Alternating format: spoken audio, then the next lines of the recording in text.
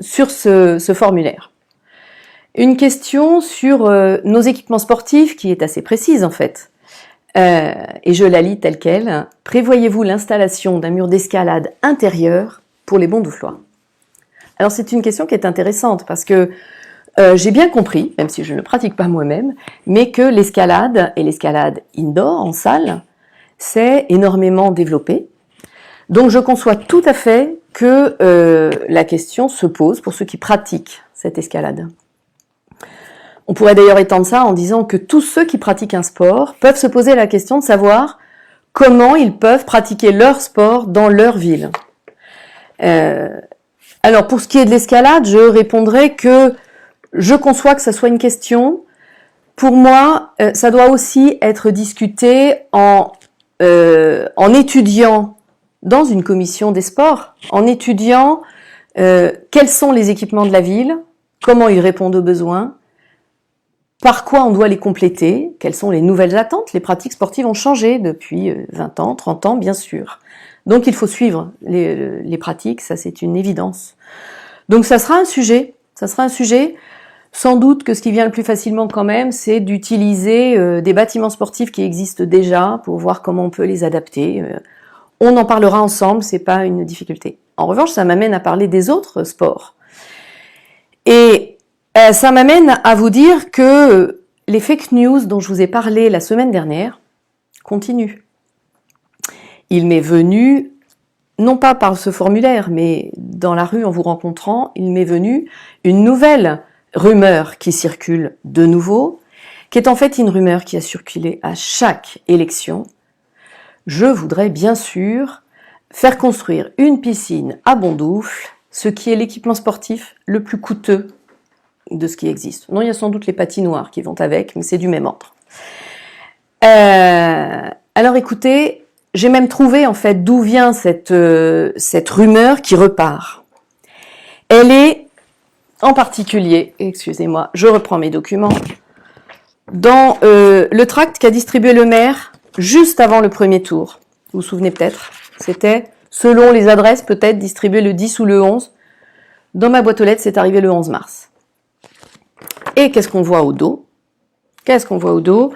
Écrit dans une rubrique finance. Quand aurons-nous le chiffrage, mais surtout les modalités de financement des promesses électorales de nos adversaires? Et en premier point dans la parenthèse, il apparaît piscine. Police municipale, 3e gymnase, etc. Donc on sait d'où vient cette rumeur. C'est systématiquement le maire lui-même qui la répand. Là, j'ai quand même plusieurs réactions. Effectivement, nous l'avons écrit qu'il faudrait une piscine à Bondoufle. On l'a mis, nous aussi. Pourquoi? Pour une raison simple. C'est un programme de l'Agglo. Grand Paris Sud à ce programme. Je n'ai rien inventé, c'était dans le Parisien avant le premier tour. Une pleine page du Parisien sur le programme sportif de l'Agglo qui expliquait cette situation-là. Donc, petit 1, je n'ai jamais dit que la ville elle-même financerait une piscine, puisque c'est dans les attributions, dans les compétences de l'Agglo. Petit 2, je suis tout à fait en phase avec l'Agglo, si elle décide, l'Agglo, de financer une piscine sur Bondoufle ou à proximité. Je vous redis en 2 mots ce qui est prévu. Si vous retrouvez l'article du Parisien, vous aurez les informations. Qu'est-ce qui motive ce projet de l'agglomération? Il y a un nombre de piscines sur l'agglomération qui est aujourd'hui insuffisant pour répondre aux besoins.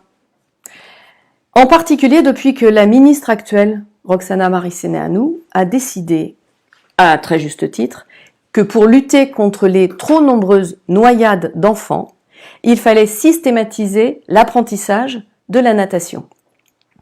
Et cet équipement est indispensable simplement pour que l'on puisse faire en sorte que les enfants de Bondoufle puissent tous accéder à des apprentissages de la piscine. Aujourd'hui, les créneaux de piscine sur l'agglo sont trop peu nombreux, il y a des tours de rôle et toutes les générations d'enfants n'y passent pas suffisamment.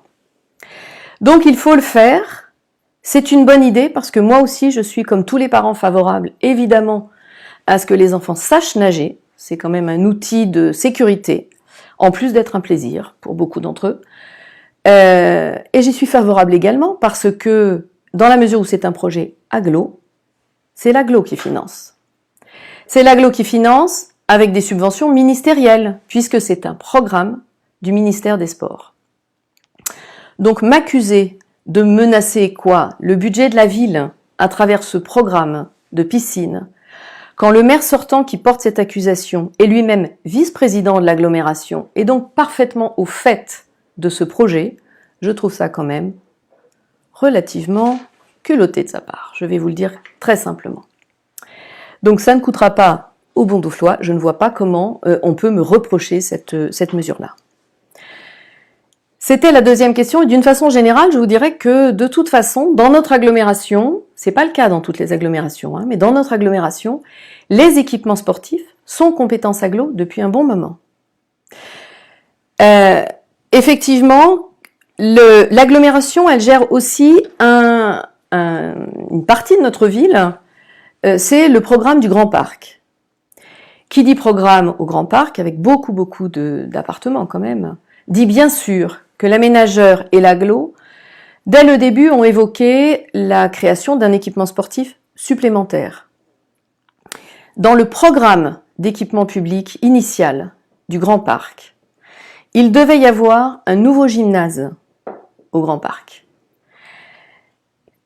Je serais plutôt, moi, là, en situation d'interpeller le maire, pour qu'il nous explique, lui, comment il se fait que le projet de gymnase sur ce grand parc est disparu, c'est lui qui le sait et pas moi, et qu'il a été remplacé par un équipement utile, mais qui n'est pas équivalent, la création d'un dojo.